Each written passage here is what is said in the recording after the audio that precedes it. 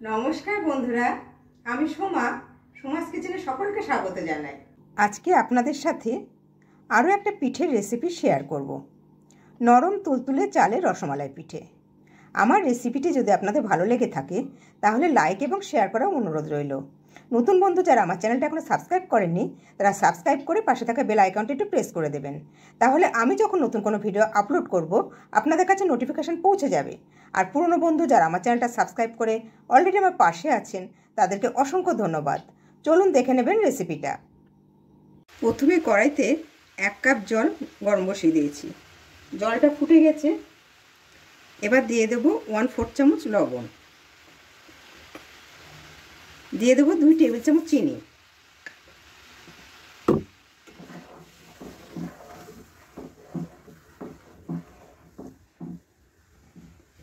এবার এর মধ্যে দিয়ে দেবো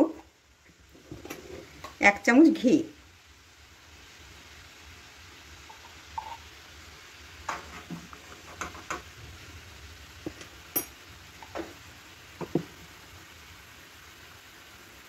দিয়ে দেবো 1/2 কাপ নারকেল বাটা,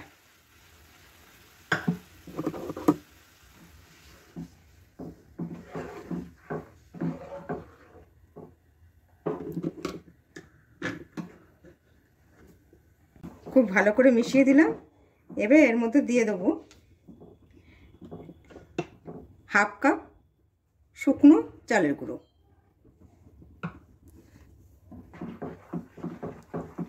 দিয়ে একটা ডো বানাবো।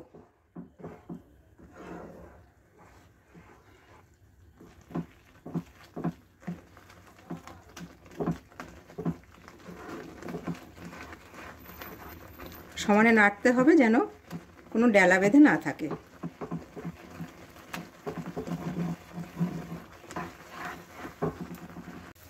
সমানে নাড়তে হবে, আঁচটাকে কমিয়ে দিয়ে। যখন কড়াই থেকে ছেড়ে আসবে তখন নামাতে হবে। ডোটা কড়াই থেকে খুব সুন্দরভাবে ছেড়ে আসছে। আমাদের ডোটা এবার রেডি হয়ে গেছে। এবার এইভাবে ঢেকে রেখে দেবো 20 মিনিট। গ্যাসটা অফ করে দিলাম। এবার 20 মিনিট ঢেকে রেখে দেবো। চালের ডোটাকে 20 মিনিটের জন্য সেট হতে দিয়েছিলাম। এবার ঠান্ডা হয়ে গেছে। এবার একটু ভালো করে মেখে নেব।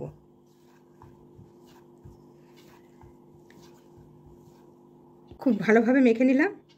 এবার এর থেকে অল্প অল্প নিয়ে ছোট গোল বল বানাবো।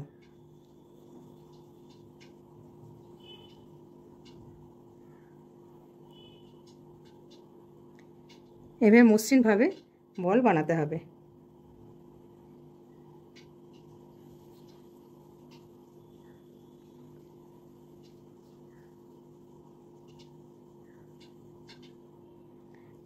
এইভাবে আমি সব বলগুলো বানিয়ে নেব।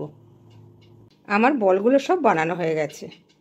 কড়াইতে 1 লিটার দুধ গরম বসিয়ে দিয়েছি। দুধটাকে একটুখানি ঘন করে নেব। দুধটাকে একটুখানি ঘন করে নিলাম। এবার বলগুলো দিয়ে দেবো। পিঠেগুলো একটু ফুটিয়ে নেবো দুধের মধ্যে। দুধের মধ্যে পিঠেগুলো সিদ্ধ হবে। একটু মাঝে মাঝে নেড়ে দিতে হবে। আঁচটা মাঝারি রাখতে হবে। দুধের মধ্যে দিয়ে দেবো কতগুলো এলাচ ফাটিয়ে রেখেছি, 5-6টা মতো, সেটা দিয়ে দিলাম। আমি এর মধ্যে 1/2 কাপ খেজুরের গুড় দিয়ে দিলাম।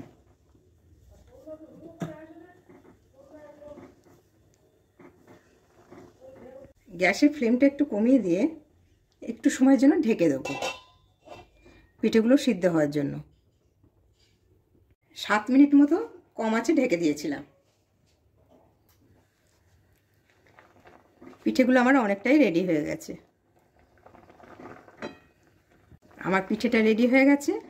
এবার একটু ঠান্ডা করে পরিবেশন করে দেখাচ্ছি। আমার চালের রসমালাই পিঠে রেডি। আবার আসবো নতুন কোনো রেসিপি নিয়ে। সকলে ভালো থাকবেন, সুস্থ থাকবেন। নমস্কার।